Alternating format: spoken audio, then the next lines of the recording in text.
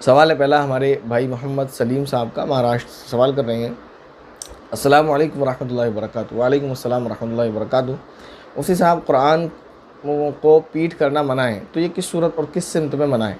जैसे कोई पहली सफ़ में खाली बैठा हो और उसके पीछे वाली सफ़ में कोई शख्स कुरान पढ़ रहा हो तो ये मना है। लेकिन जो दूसरी शक्लें हैं, मसलन कोई इस तरह बैठा हो कि बैठने वाले की पीठ कुरान की दाईं या बाईं जानिब से हो रही हो, या फिर कुरान का रुख तो मशरिक़ की तरफ हो और किसी साथी का रुख मगरिब की तरफ हो, तो क्या ये सारी सूरतें कुरान को पीठ करने में शुमार होंगी या पहली शक्ल ही शुमार होगी? जवाब इनायत फरमाएँ। देखें, किसी भी चीज़ का एहतराम और अदब के ताल्लुक़ से, जैसे कुरान करीम का यह एहतराम है, उसमें उर्फ़ का और इलाक़े का भी बड़ा दखल है। कि जिस इलाक़े में या तो कोई चीज़, अगर किसी चीज़ की बेहुरमती या बेएहतरामी या बेअदबी, या तो वो साबित है हदीस से, फ़ुक़हा के अक़वाल से, तो बात अलग है।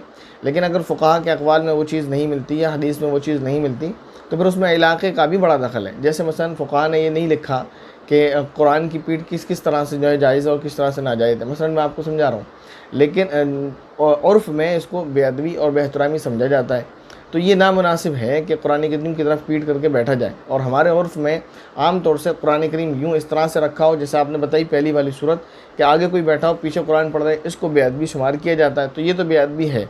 अब अगर किसी इलाके में इस समत से कुरान की तरफ पीठ करने को और इस समत से कुरान की तरफ पीठ करने को भी बेअदबी शुमार किया जाता हो, तो फिर बेअदबी है, ना किया जाता हो तो नहीं है।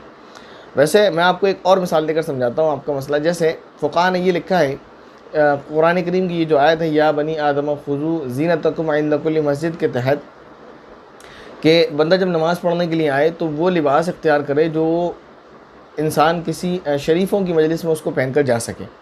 जैसे मसलन फ़ुक़हा ने इसी बिना पर ये कहा है उलमा ने कि अगर कोई शख्स इस ज़माने में यूपी का रहने वाला, मैं बात कर रहा हूँ, अगर लुंगी पहनकर नमाज़ पढ़ेगा तो उसकी नमाज़ मकरूह होगी, क्योंकि यूपी में लुंगी को अच्छा लिबास नहीं समझा जाता और लुंगी पहनकर कोई भी शादी और प्रोग्राम्स में नहीं जा सकता किसी भी तरह के।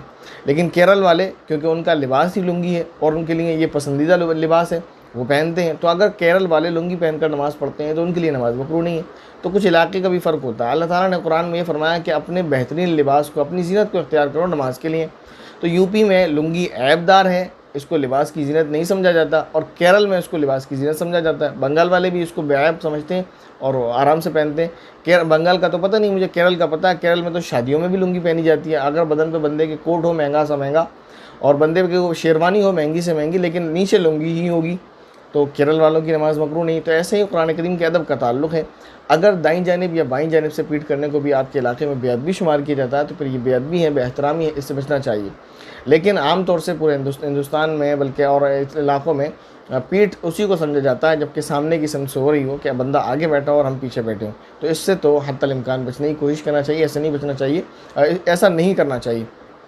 अगर ऐसी सूरत कभी आपको पेश आ रही है कि सामने कोई बंदा बैठा और आपको पीछे कुरान करीम पढ़ना है, तो आप अपना रुख फेर लें, क्योंकि आम तौर पर हमारे यहाँ इस तरह की पीठ होना शुमार नहीं किया जाता। आप इस तरह रुख फेर कर बैठ जाएं, इस जानिब कुरान करीम को कर लें या इस जानिब कुरान करीम को कर लें, तो पीठ होने से भी बच जाएगा।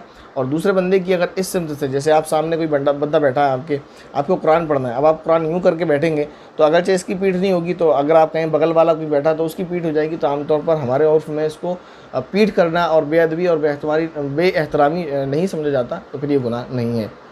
लेकिन फिर भी कोशिश करें शुबे से भी बचने की, किसी ऐसी जगह कुरान करीम पढ़ें जहाँ ये शुबा भी ना पाया जाए।